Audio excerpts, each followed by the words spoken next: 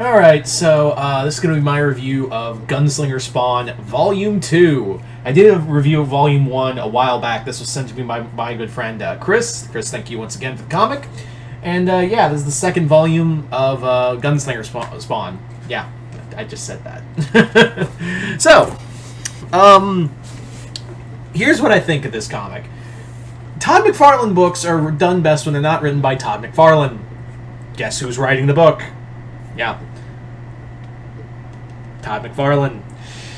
And you'd think after like the 30+ years he's been writing Spawn, expanding the universe and whatnot, you'd think his writing would get better. That's a good one. But what is Gunslinger Spawn? For those wondering, just to back up, basically, here's a crash course. Basically, Spawn opened Al Simmons opened a time portal and let every Spawn from every era into or onto current timeline Earth, and among those was the Spawn of the Old West, Javier. And Javier is known as the weakest Spawn. He doesn't have a lot of power, and he depends more on his guns more than anything else. In the previous volume, he was hunting down the people who had wronged him and his family, and essentially he also came across Clown, who is now separated from Violator, and they're two different entities now. And this basically follows up with that. Everybody got that? Good. I'm not repeating myself. So, Gunslinger Spawn is interesting in that it's Todd McFarlane writing the book, and I'll give McFarlane this. I will give Todd McFarlane this, that the amount of work he does is nothing short of like, holy shit, how much is this guy doing? Because he's doing the main Spawn book. I think he's also writing King Spawn. He's doing The Scorched. I haven't read that one yet. This actually is like promotion for it because it kind of spins out of it. He's doing this. He's doing a lot of books.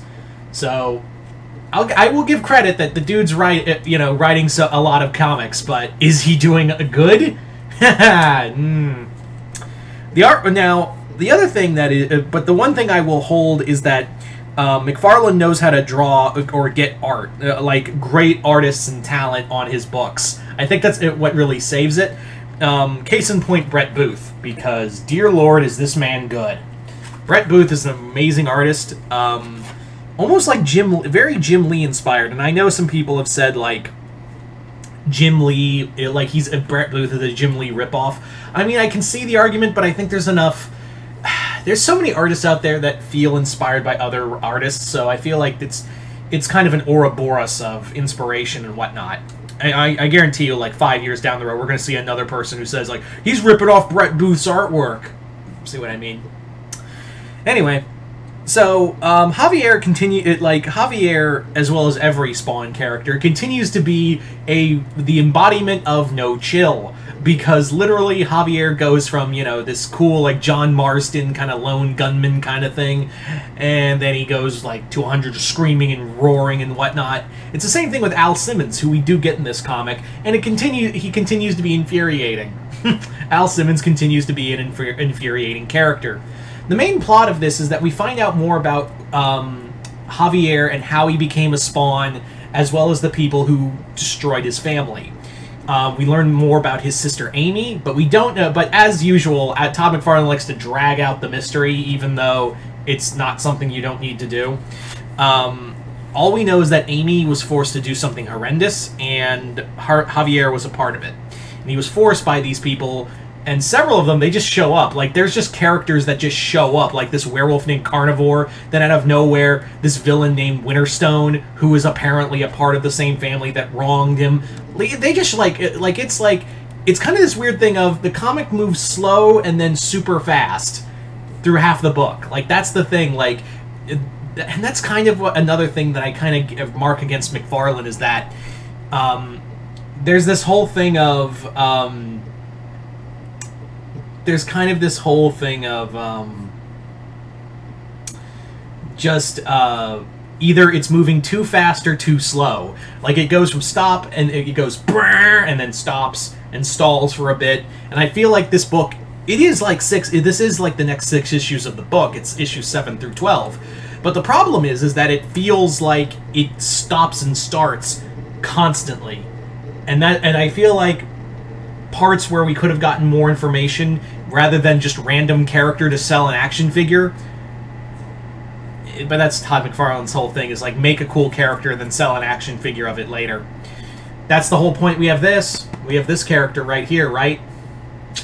So I expect to see like Carnivore and Winterstone at some point, as well as like other, and they don't even like go into full explanation. It's just, here's a cool character. Isn't it going to make a cool action figure from McFarlane Toys, which I care more about than comics? This is dumb fun. Now I know what you're thinking. I probably hated this book. It's not great, but it is like junk food. Spawn comics can either range from really good horror to dumb junk food fun. And that's what I think is the best part about this, is that it's fun, junk food fun. The artwork is good, the action is well-paced. I think it's more Brett Booth's artwork, to be honest, that I do think it has more of a kinetic feel to it. But then again, McFarlane does do more action, is better at doing an action scene than an actual story.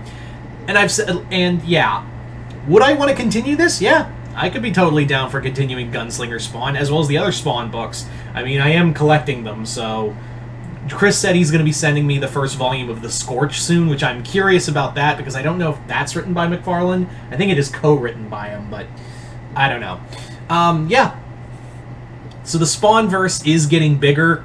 Is it getting better? That's debatable. But hey, sometimes it's fun to read a fun junk food book that like is pure 90s trash, and God help me, I want to read another volume, and I'm curious about The Scorched. I need to get the next volume of King Spawn too.